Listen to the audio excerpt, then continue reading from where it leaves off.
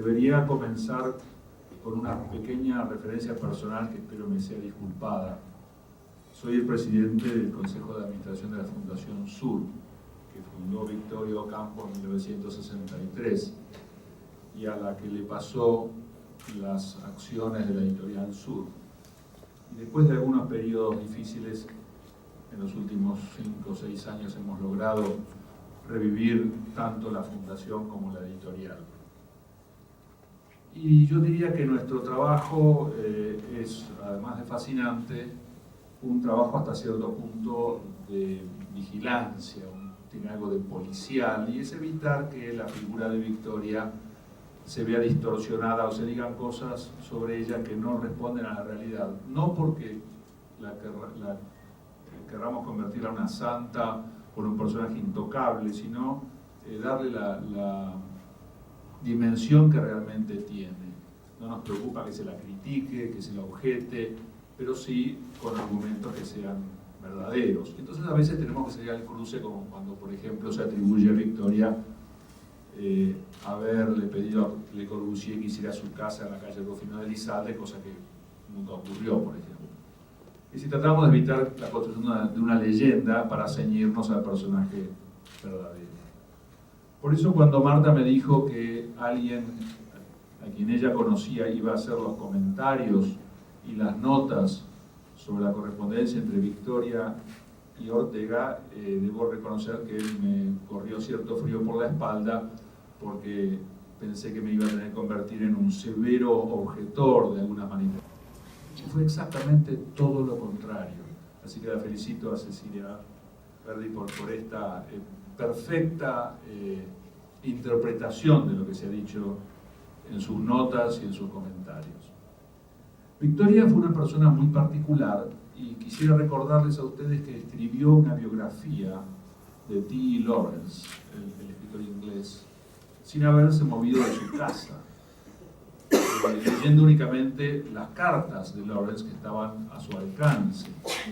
Y escribió una biografía que la familia Lawrence dijo que nadie había logrado interpretar al personaje como lo había hecho ella, que no se movió de Mar del Plata para ese efecto, pasó un verano escribiendo esta biografía.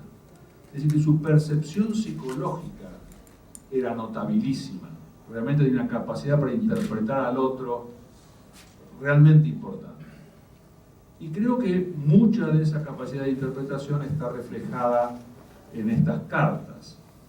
Y voy a ponerlas un poco en contexto, y mi contexto no es agiográfico, en el sentido de convertir a Victoria en un personaje de bronce, sino ponerla, darle ciertos aspectos vitales que creo que son interesantes para poner estas cartas en contexto. Cuando Victoria conoce a Ortega en la casa de Julia del Carril, Victoria tiene 24 años y Ortega tiene 37, y Ortega es un hombre rodeado ya de cierto prestigio. Victoria para nada lo tiene. Y además está Victoria en la casa de una mujer que, junto con Bebé Sancinena de Elizalde, conforman un grupo intelectual poderoso como es Amigos del Arte. Con lo cual Victoria está, digamos, en inferioridad de condiciones en ese grupo. Ha sido invitada, pero es menor, un personaje menor. No obstante, y estar ella ubicada físicamente en un rincón del lugar, comienza a haber una especie de, no voy a decir guerra de miradas, pero sí intercambio interesante de un observador hacia otro observador, que termina en una invitación indirecta de Victoria a Ortega para comer en su casa. Si Victoria no habla con él, porque no se anima a hablar con Ortega, y lo invita a comer en su casa, y Ortega me da la impresión de que tampoco está demasiado entusiasmado en ir a comer a la casa de alguien a quien realmente no conoce del todo bien. Ortega queda prendado de Victoria. Y me animo a decir que no solo intelectualmente, sino también hay una cierta aproximación sentimental. Sobre todo si uno lee la primera carta de Victoria que aparece en este epistolario, se da cuenta que es una carta melosa, de alguien que está prendado de una niña que además era muy bonita y a quien él llama la Gioconda de las Pampas. Así que aquí hay una cierta atracción sexual, para decirlo con todas las letras, interesante por parte de Ortega hacia Victoria, y Victoria que era una mujer amplia, se siente más que halagada. Pero hay dos factores adicionales en esta relación, y es que Victoria estaba en esos momentos, o tuvo parte de los comienzos de esta relación, muy cercana a otros dos hombres, que son Tagore y su amante Julián Martínez. Y Ortega no los quiere. Y es evidente que Ortega en algún momento objeta a Victoria el tipo de novio que tiene. Y es evidente que a Victoria eso no le gusta. Entonces, por eso esos silencios iniciales, donde Ortega es meloso hacia Victoria, y Victoria mantiene silencio y no le contesta. Hasta que finalmente el hielo se rompe. No están todas las cartas, están casi todas las cartas, y algunas, como bien dijo Cecilia, falta, y quizá deben ser aquellas muy cruciales las que faltan. Victoria guardaba copia de todo lo que escribía, pero no sé si realmente logró hacerlo íntegramente. Victoria se escribía con media humanidad. Nosotros hemos ido, cada vez que nos piden cartas de Victoria con alguien, salimos a buscarlas al archivo y es como bucear en el mar y siempre encontramos algo. Nos han pedido hace poco cartas de Victoria con Maritain. Bueno, hay cartas de Victoria con Maritain. Nos han pedido cartas de Victoria con Lacan. Hay cartas de Victoria con Lacan. No sabíamos que había cartas de Victoria con Thomas Merton. Hay cartas de Victoria con Thomas Merton, las hemos publicado hace 2 años, en una relación que comienza en los años 50 y termina cuando muere Merton, que muere relativamente joven, en los años 60, 68, si no me equivoco. Y son cartas donde realmente Victoria se abre notablemente hacia alguien que es un religioso, un místico, y donde le expone toda su problemática espiritual, porque Victoria suena muy anticlerical en las cartas con Ortega, pero en las cartas con Merton, que son posteriores, se evidencia que Victoria ha tenido una apertura hacia el fenómeno espiritual notable. Victoria es una mujer que tenía en la mesa de luz la imitación de Cristo. Entonces, cuando uno comienza a leer todos los epistolarios en un orden más o menos convencional, va armando un mosaico en el cual Victoria aparece con todos sus perfiles, buenos, malos, perfectos y perfectibles, y defectuosos, que los tiene, por supuesto. Lo bueno de la correspondencia entre Victoria y Ortega es la cantidad de tiempo que transcurre en ese intercambio epistolar. Comienza en el 15 y termina en los años 40 y tantos. La última carta es del 50, pero es una carta que no es respondida. Y además con intervalos de silencio. Y Victoria sabía de los intervalos de silencio. Por ejemplo, con Tagore, con quien tuvo también un deslumbramiento en 1924, cuando comienza a haber dificultades en cómo va a continuar esa relación a través del espacio, porque Tagore se vuelve a la India, comienza a haber también una especie de distanciamiento espiritual que se refleja en silencios. Y ese silencio también afecta a la correspondencia de Victoria con Ortega, porque entre la última carta y la última hay 9 años de 2 personas que decían amarse. Yo creo que la relación ha sido riquísima y los dos se influenciaron el uno al otro, y Victoria en su artículo Mi deuda con Ortega es de una ternura hacia quien ella considera su superior intelectual notable, y lamenta tremendamente su muerte, su desaparición.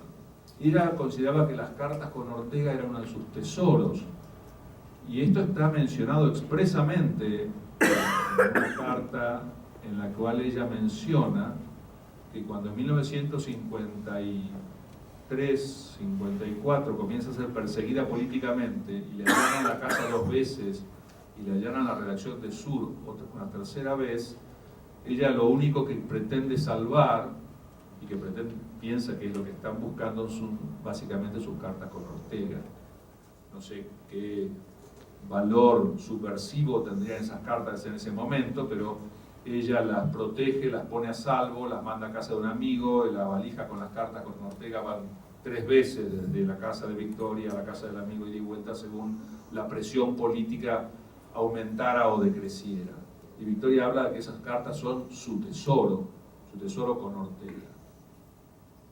A pesar de esta proximidad espiritual entre ambos, también hay, como dijo recién Cecilia, toda amistad tiene sus encuentros y sus desencuentros, y hubo desencuentros, sobre todo en la tercera visita de Ortega a la Argentina. Victoria siente que Ortega se está aproximando mucho a una derecha nacionalista que a ella no le gusta. Ortega se acerca mucho a los intelectuales reunidos alrededor de la revista Sol y Luna, fundada en 1939, y Victoria a esa gente no la quiere, no uso eufemismos, a esa gente Victoria no la quiere.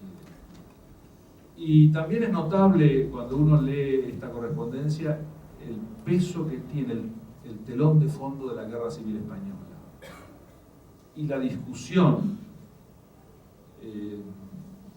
no mencionada explícitamente que hay acerca del rol del intelectual en la sociedad. En la Guerra Civil Española, que fue un episodio dramático porque hay un millón de muertos, Ortega obviamente no permanece indiferente a algo que está destruyendo su patria, pero no olvidemos que esa guerra tuvo en la Argentina también un impacto enorme en una comunidad de inmigrantes llegados no hacía demasiado tiempo. En 1936 a 1939 había muchos españoles nacidos en España viviendo en Argentina. No estábamos hablando de argentinos de tercera generación o segunda generación. Y esa guerra tiene un impacto tremendo y la toma de posiciones es tremenda. Y Sur tomó una posición, dirigido por Victoria, tomó una posición muy drástica que quizás no sea la misma que tomó Ortega, que intenta ser más contemplativo. Ortega extraña a España y quiere volver algún día a España.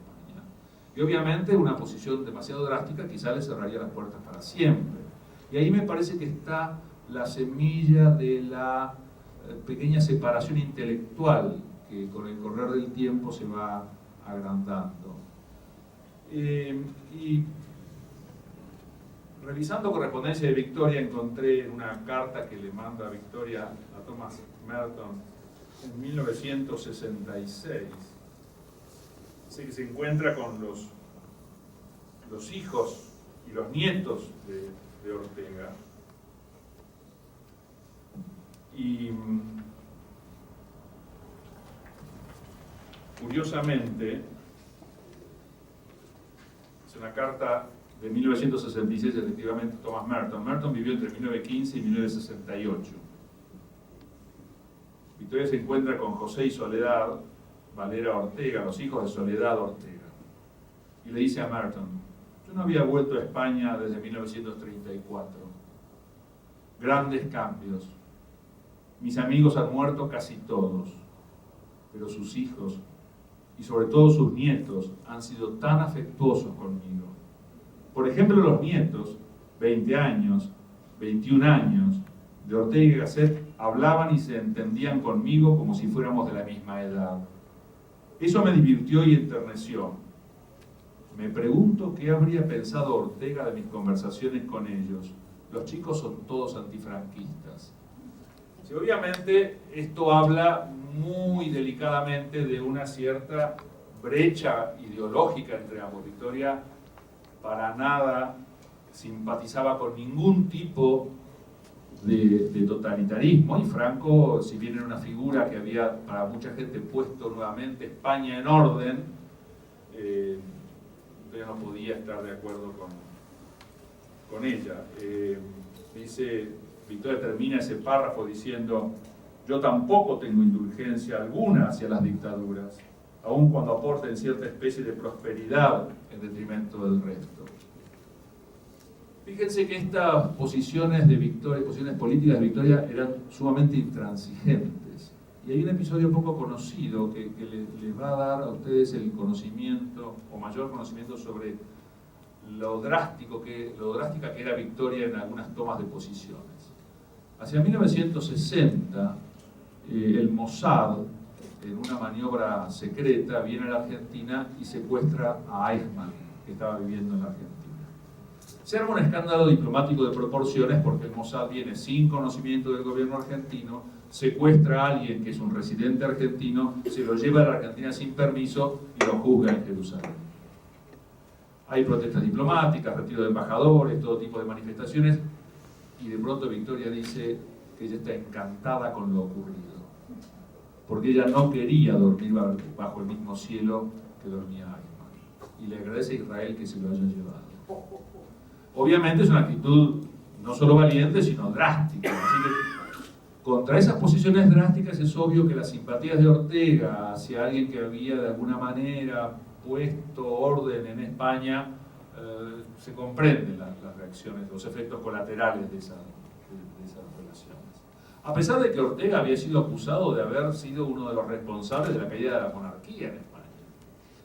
Y había cargos pesados contra él, sobre todo editorialistas de La Nación, como Alfonso de la Ferrer, habían dicho incendios sobre Ortega. Pero esas divergencias tienen ciertos hitos en el tiempo que van marcando cómo entre los dos se va abriendo una brecha cada vez mayor. Ortega renuncia a seguir publicando en La Nación. Ortega renuncia a integrar el Consejo Internacional de Sur. Para Victoria ha sido muy doloroso. Y luego está esta toma de posiciones políticas que seguramente a ninguno de los dos les resultó fácil sobrellevar.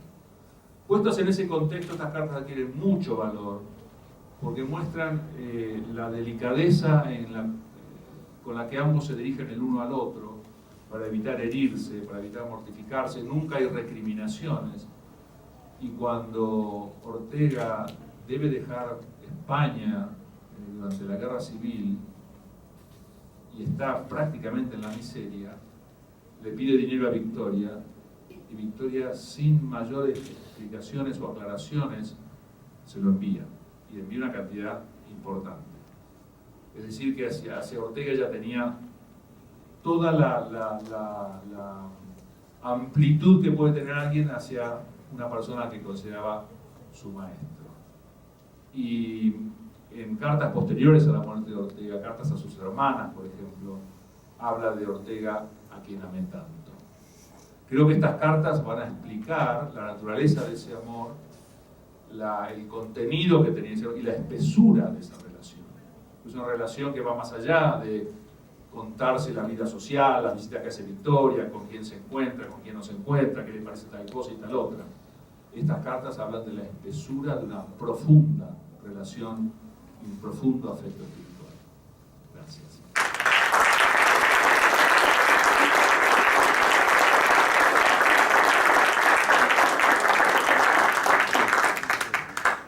Bueno, me pareció maravilloso todo lo que se ha contado y lo que se ha relacionado, pero yo también quería traer algunos matices en la relación.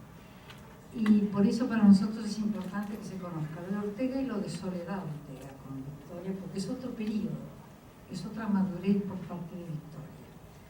Y yo no puedo dejar de pensar que Ortega no perteneció al nacionalcatolicismo ni a ningún nacionalismo que dio para ver, ni en España ni en Argentina. Pero tuvo en la encrucijada que le tocó que elegir entre el Frente Popular, que lo había amenazado de muerte y tuvo que irse al exilio, y Franco. Y él eligió, como Marañón, como muchos Pérez de Ayala, eligió el franquismo, cosa que a Victoria efectivamente no le gustaba y con toda razón. Pero cuando le tocó a Victoria el problema de ella también se volcó hacia la revolución libertadora de los militares. Y hay una carta a Victoria Ocampo, a Soledad Ortega, donde ella dice: yo estoy apoyando al general Aramburu, lo que eso significa en la historia argentina. Entonces, ¿qué es que Victoria está apoyándolos ideológicamente? De ninguna manera.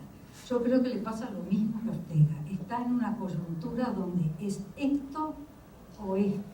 Incluso ella dice: yo no sé si Aramburu va a lograr lo que está queriendo. Esto después, ustedes se acuerdan que Aramburu fue asesinado y que eso creó un malestar tremendo, y eso es una de las etapas quizás más duras de la historia argentina. Yo creo que Ortega, hablando así objetivamente, tanto como Victoria, se encontraban en esa elección que quizás ni lo hubiesen querido tomar, pero está ahí. Ortega, cuando se volvió a España, que fue por razones de familia y de querer, Franco no le dio pero ni un espacio, al contrario, los jesuitas hablaban pestes de Soledad, de su laicismo, de su secularismo. Por eso yo rescaté la figura del padre Quiles, que le dio la oportunidad de escribir un artículo como Dios manda sobre la filosofía de Ortega, nuestro gran orientalista, el padre Ismael Quiles. Entonces, creo que a Victoria le pasó un poco lo mismo, porque las cartas de Soledad Ortega demuestran ya una Victoria más cansada, más desilusionada con su país. Soledad Ortega también dice, bueno, acá el país está muerto, con Franco está muerto. Y después, ya entrando Victoria a su profunda vejez, Soledad recupera con la muerte de Franco y se inicia la Fundación Ortega, y entonces ella está llena de ánimos y la incorpora como miembro del patronato a Victoria. Y efectivamente, como dijo Javier, el Pepe Varela tiene muchos recuerdos de Victoria Ocampo, y la relación de estas dos mujeres, de alguna manera, Victoria le dice a Soledad, tu papá era muy difícil entenderse con él. O sea, ¿entenderse con Victoria? Bueno, por eso. Pero ella dice, he recuperado una hija. He recuperado, por eso me interesa mucho parte 1 y parte 2, porque ahí se ve cómo en el fondo ese cariño hacia Ortega se vuelca en Soledad Ortega, que además era una mujer, y las dos mujeres se entendían. Y fue ella a quien le dijo Victoria Ocampo, tienen que publicar ustedes estas cartas de mi padre, que son muy lindas, incluso las monitorea ella, dice, vamos a entendernos, las cartas de este periodo quiero que se aclare por qué fueron y de qué, para que no se malinterprete. Entonces, estos avatares que tienen estos personajes que se encuentran en disyuntivas muy difíciles, tanto Ortega en su relación con su historia, porque él quedó realmente viviendo en una España muerta, donde no se le dio un espacio, el Instituto de Humanidades se lo cerró, y yo me acuerdo que leyendo sobre don Marcelino, Ortega muere en el 55, y como hubo un intento así de que a lo mejor se podría venir a España, rápidamente los de Opus Dei y los de General Vigón imponen el Menéndez-Pelayismo del año 56, que era el centenario de don Marcelino. Una manera de tapar a Ortega era poniéndolo a don Marcelino, que era la columna vertebral del nacionalcatolicismo, con el cual Ortega no compartía nada, ¿viste? Entonces, y después, hablando de personalidades, está bien que estaba con César Pico, que era amigo de Máximo Checopar, pero ahí estaba la pobre María de Maeztu, en la misma situación, amiga de Victoria, viviendo con Victoria, y ella, por la muerte de su hermano, que había sido matado por los republicanos, que era el autor de la defensa de la hispanidad, el protomártir, todo eso, estaba de lo más angustiada en la Argentina, porque estaba entre dos mundos, adorada Victoria, pero tenía que estar del otro lado. Y entonces, y hay que decir que, analizando un poco la actitud de María de Maeztu, la enseñanza de María de Maeztu a las discípulas de Argentina fue impecable. No había una propaganda nacionalista franquista en sus conferencias. Hablaba de la historia, y sí le dio un sentido. Ella decía, Ortega ha limpiado completamente de sentido religioso toda la historia. En cambio, yo me gustaría ponerle el sentido religioso. Pero el sentido religioso no por la propaganda franquista. Yo creo que hay una diferencia en eso. Ella no quería agredir tampoco al público femenino argentino, que eran mujeres muy cultas, muy preparadas, y que necesitaban, y ella además necesitaba trabajar en la Argentina porque no tenía dinero, ¿no? Intentó volver a España, en España no la recibieron bien, es decir, que a pesar de su vínculo con su hermano, no la recibieron, y se volvió a la Argentina cuando vio que su residencia estaba en manos de las teresianas, que la pasaron por encima. Ella se volvió a la Argentina y murió en Mar del Plata. Esto es un poco, vamos a ver, estas cosas de la historia. Ayer decía la saga, cuando leyó el libro, dice, es un libro penoso y duro. Y sí, porque el exilio fue eso para esta gente. También fue para Victoria muy penoso y muy duro lo que ocurrió con Argentina en los años 70. Eso se nota en las cartas de ella. Así que yo rescato la tremenda relación que hay entre Ortega y los Ortega y Victoria, porque realmente es muy profunda y, como dice Cecilia, España entró en Victoria y en esa élite por medio de Ortega. Pero no hay que desconocer que el rompecabezas histórico que les tocó vivir a unos y a otros no fue fácil. No sé si esto... Totalmente de acuerdo.